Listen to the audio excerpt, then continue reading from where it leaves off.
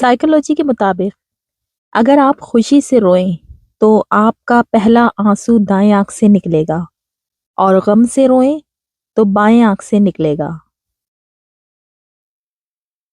आंखें बंद करने से भूली हुई बातें और चीजें याद करने में मदद मिलती है।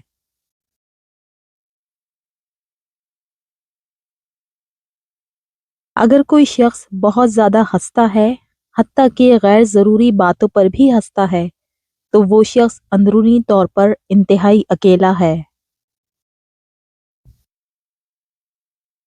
अगर कोई शख्स छोटी छोटी बातों पर भी गुस्सा करे तो यकीनन उस शख्स को मोहब्बत की ज़रूरत है।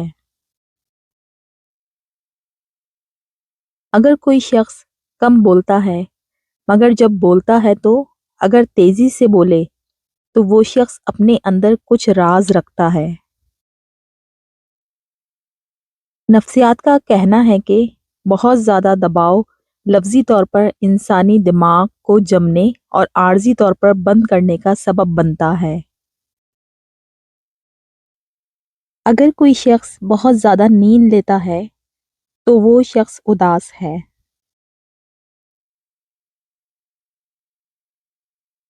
अगर कोई शख्स अजीब तरीके से ज़्यादा खाए तो वो शख्स टेंशन में होता है।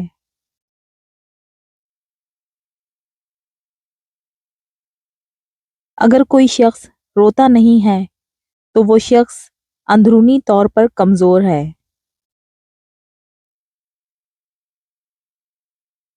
जब बेचैनी होती है तो मर्द अपने चेहरों को छूते हैं जबकि ख़वातीन अपने कपड़ों, गर्दन, बाजुओं, बालों और जेवरात को छूती हैं।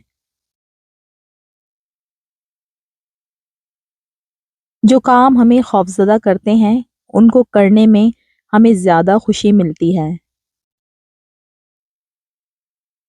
हम उन लोगों को नज़रअंदाज करते हैं जो हमें पसंद करते हैं और उन पर तवज्जो देते हैं जो हमें नज़रअंदाज करते हैं। झूठ कसरत से बोलने वाले दूसरों का झूठ पकड़ने में माहिर होते हैं।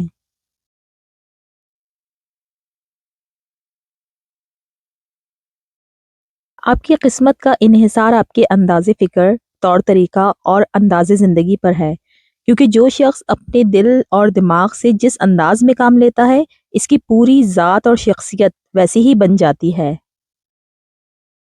जज्बात जज्बात को पैदा कर सकते हैं। अगर आप खुश रहना चाहते हैं तो ज़बरदस्ती मुस्कुराएं और हंसें। आहिस्ता आहिस्ता आपका दिमाग भी आपकी इस अदाकारी के मुताबिक अमल करने लगेगा और आप सचमुच खुश रहने लगेंगे।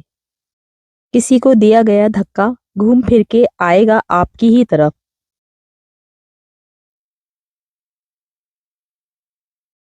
माहिर नफ्सियात कहते हैं माफ़ कर देने से खुशियाँ मिलती हैं और रूठ कर अलग होने और इंतकामी जज्बात का इजहार करने से एंजाइटी और डिप्रेशन जन्म लेती है।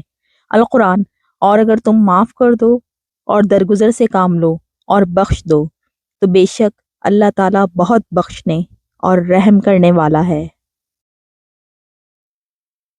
अगर आपको हमारी आज की ये वीडियो अच्छी लगी है तो प्लीज़ हमारी हौसला अफजाई के लिए इसको लाइक, शेयर और सब्सक्राइब ज़रूर करें।